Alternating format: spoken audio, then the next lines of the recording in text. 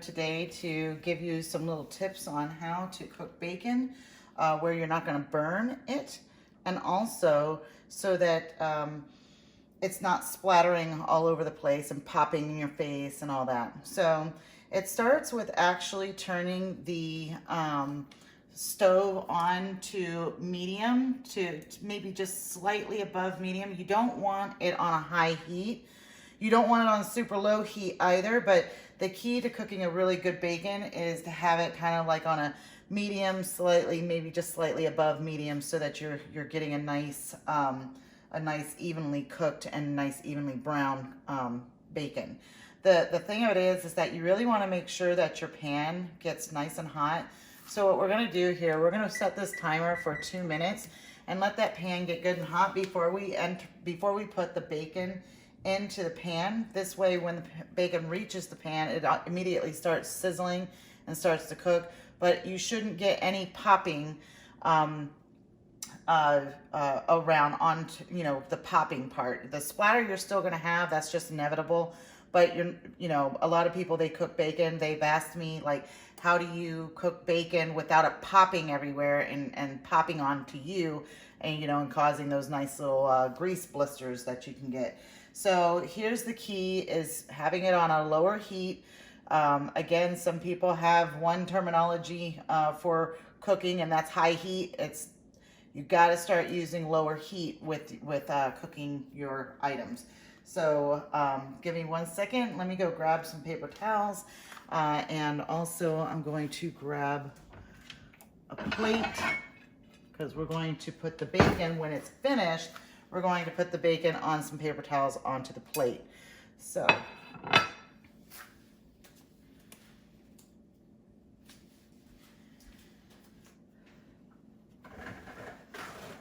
if you do not have paper towels,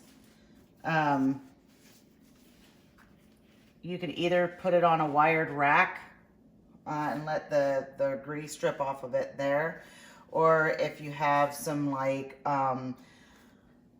paper bags, you can also put paper bags down and use those as well. Let's see. This should be getting nice and hot. I feel that. Not overly hot, but still nice and hot. We like using the right applewood smoked bacon. You can use whatever bacon that you would like. So anyway, here we go. Always make sure the first thing that you do is wash your hands before anything. When you finish putting this bacon carefully into the pan, you're going to want to wash your hands again, so not to have any food cross-contamination. And you'll see a thicker side and a thinner side. I like to kind of reverse them. So as you see, the thinner side is over here. So now I'm going to put the thinner side on this side. And I'm just going to gently, as you see, it's not popping. It's just a nice sizzle.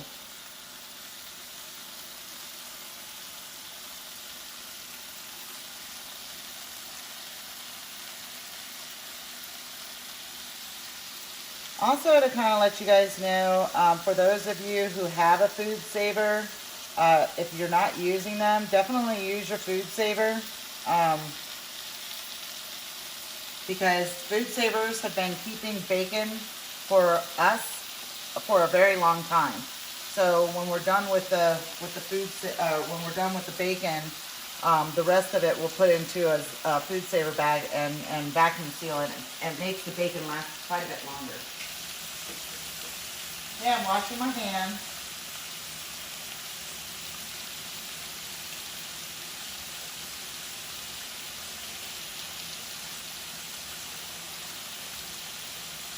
Ladies, for those who have nails, make sure you get up underneath your nails. Bacteria hides up under there.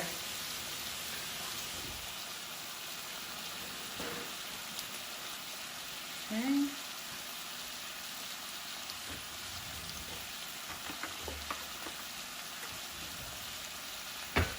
You can either use a spatula or you can use tongs. Here I'm using a spatula.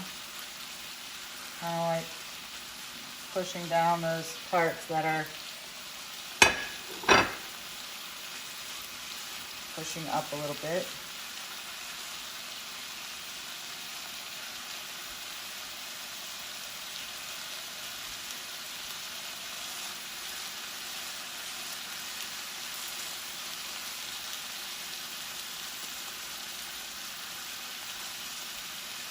Kind of move them around, make sure they're not sticking to each other.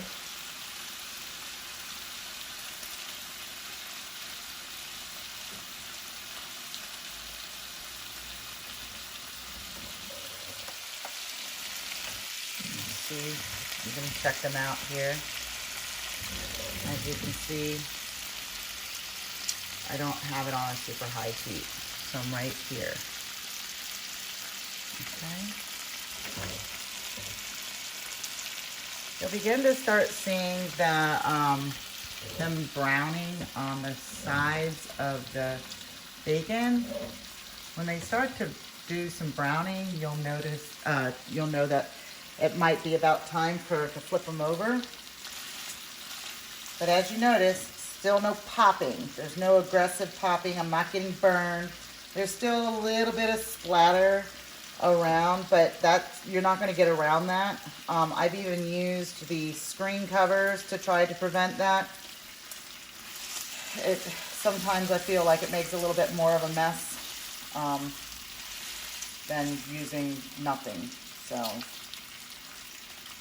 if you're using a smaller pan like this, sometimes I like to kind of move these a little bit, so just so that I have a nice even browning. So sometimes I'll just kind of push this in and put this on the outside, just like that, so that this has a little bit of the center heat, and same on this side. Just kind of move it around a little bit.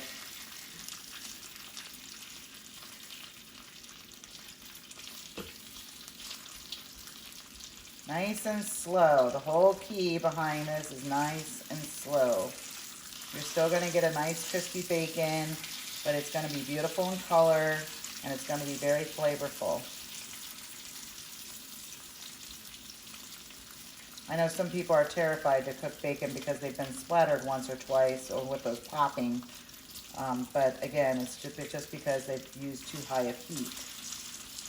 So we don't want you afraid of cooking. We want you to have fun with cooking. There's the whole idea behind it.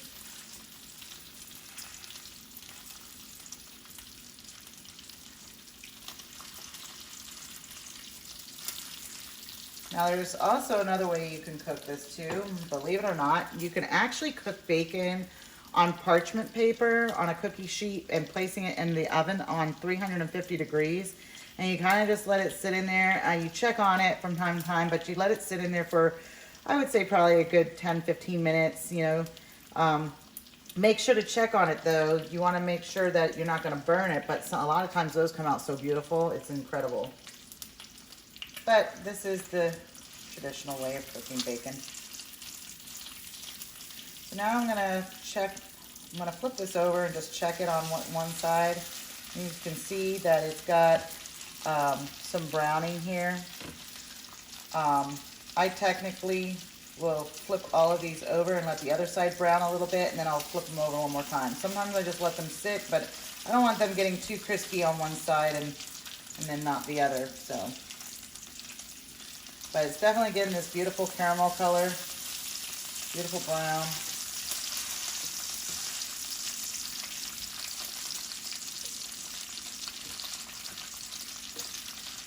Nice and easy.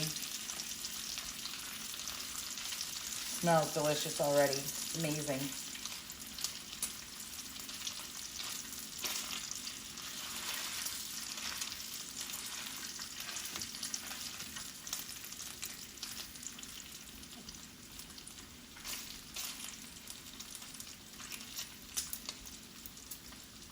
Just let it sit. Let it do its thing. It's magic. I'm going to show you again. Look at how beautiful that's starting to come out. Nice and beautiful brown. No splattering or popping. Little tiny splatters, but those are just coming from the low part of the pan.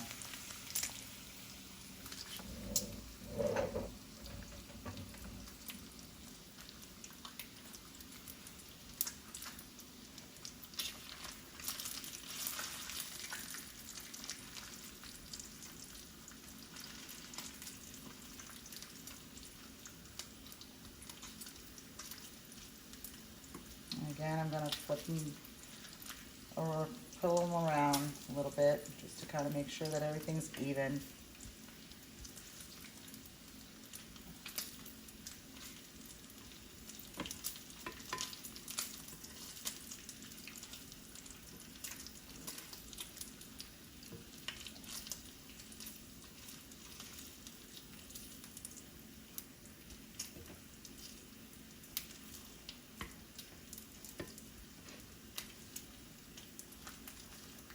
What I look for in bacon whenever I'm at the grocery store, I try to find bacon that kind of has, you know, equal amounts meat and equal amounts fat. It doesn't always happen that way, and I don't always buy it that way. It's just kind of like my preference that I like. I like to have a little bit more meat on my bacon than fat. I mean, bacon's just a fatty meat anyway, but I do like to have a little bit more meat than normal, than you normally see. All right. So I'm gonna go ahead and I'm gonna flip this over now again. And now we're getting to the finished product. And you'll get to see here in just one second how absolutely beautiful these are. Once you flip them over, it's not gonna take long. It's literally gonna take seconds for the other side to finish.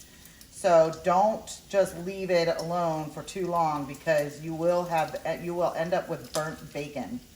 So let me go ahead and show this to you because I've have to take it off of the, look at that. Look at how beautiful that bacon is.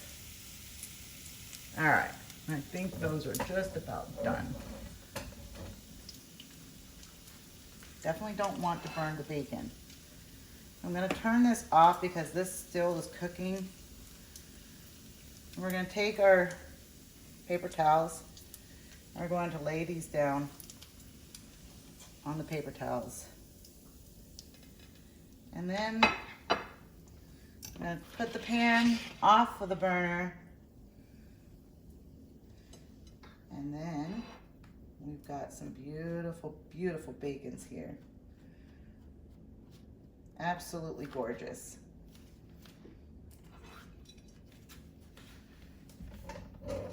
And that is how you make bacon. Isn't that gorgeous? Nice, beautiful, golden brown, not burned, and I can guarantee you the flavor is going to be remarkable. I hope you guys enjoyed this tip on how to make bacon, and you guys have a lovely day. Thanks so much for watching.